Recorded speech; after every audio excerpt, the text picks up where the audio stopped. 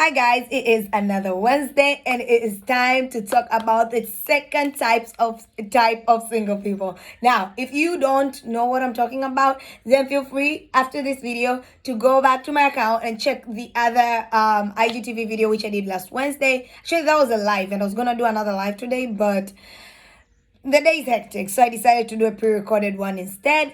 Anyway, so basically we talked about four types of single people, and the first one being no energy single, and that's the one I talked about in the last video. And today we're going to talk about the can't stay single. Now, the can't stay single is that type of person which we all know, that one person who's never single. Like, she always has a boyfriend, or he's always talking to someone, or he's in the process of chasing someone. Like, they're never truly like single. Like, if they're single, then probably someone out there doesn't think they're single, if you know what I mean. Now, as I said, there are pros and cons to every type. The pro, if at all I can call it a pro, is that with this type of single person is that they're never lonely. Because let's face it, one thing about this single life is that even the pro, the best at it, the one that enjoys it the most, sorry, that enjoys it the most, gets lonely sometimes. But with this type of single person, they don't necessarily do that. Why? Because they always have another person to call. They always have somebody to call, whether it's midnight or in the daytime, or they want to go out. Like, they always have something to do. Now, which brings me to the con of this type. They're barely ever alone. They barely know the value of solitude. Because one thing about this type of single person is that they genuinely don't like to be alone. Which solitude, no matter how the ability to stay alone, no matter how extroverted you are as a person, is so important for personal growth, just because you need time with yourself to actually fall in love with your own company. And when we talk about personal growth, it's in all spheres, whether it's spiritual growth, career growth, or every social growth, like financial growth, every other aspect of your life. It's important for you to learn your own habits, your own tendencies, your own habits, because these are also the type of people who are very prone to toxic relationship after toxic relationship. As a matter of fact, okay, we'll talk about this a little bit later.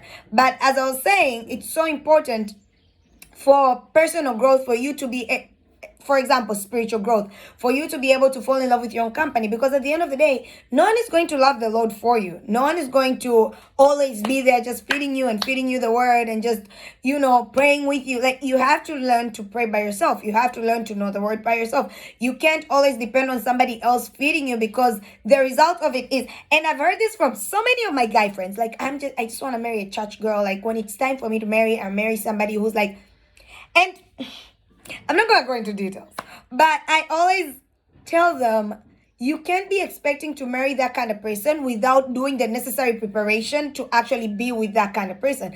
Like, I don't want to submit under a person who doesn't know the word. I know the word for myself, obviously only to the amount that I've studied, because there's so much to know. But then I want to submit to somebody that knows the word too. And so it is so important in your single time to actually learn the word for yourself, to pray by yourself, and all of that stuff for your own personal growth. Because what happens when you're always chasing after that person, you're always in friend groups, you're always in social parties, your social life is on 200, which is great. However, if you don't have time for yourself, it can be detrimental to your own personal growth. So it's so important to pursue your own spiritual growth, and there is no better time to do it than when you're actually single. Singlehood is the best time to actually pursue your own growth. But also, another con for this type, this one is gonna be a little longer than the usual Wednesdays, but I really genuinely hope this actually encourages or pushes or just gives somebody else perspective about their single life and just this single journey that we are all on. Anywho, so this type of person, the con of this type can be also, no one is going to hang out with you 24/7. And so they're very vulnerable to cheating. Why? Because when you're in a relationship and this person is not giving you the attention and is not always giving to you what you actually think you need from this person, whether it be physical need, you actually haven't gotten your self-control, you actually haven't gotten your lasting control, you haven't been delivered from lust, you're always sleeping around, you're always calling somebody in ungodly hours. See, what's gonna happen is you're gonna be in a relationship. Worse, you're gonna be in a marriage, and because you're already used to this habit, marriage is not gonna fix it. That's just the truth. Ask any healthy married couple will tell you. Marriage doesn't solve stuff. Marriage only, if anything, magnifies the issues that you didn't deal with in your single life. So take time to actually be by yourself, to actually pursue self-control, to actually seek the Lord for yourself and actually have some self-control.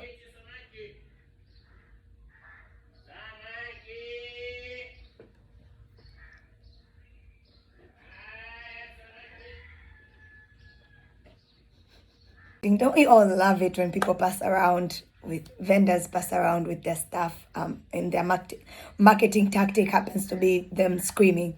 Anyhow, oh, that helped me though control my voice. Why am I always shouting, guys? Anyhow, what was we talking about? Oh, vulnerable to cheating. When the person we were in self-control. Yeah, so it is a good time when you're single to get your self-control in check, to actually exercise that fruit of self-control and actually have some self-control for yourself. But also, and it's not just self-control, whether it be masturbation, porn, whatever it is that you're actually dealing with, there is a way when you're going from relationship after relationship and always chasing one person after another, you're actually masking all your issues and you're not dealing with it. And so take some time to deal with your own stuff. I'm not saying it's not possible to deal with them in a relationship, but highly likely you're going to move from one toxic relationship to another, or from one person to another with similar problems, but not realizing it because you never take a break long enough to realize what is the issue. Why did this fail? Why did that situationship fail?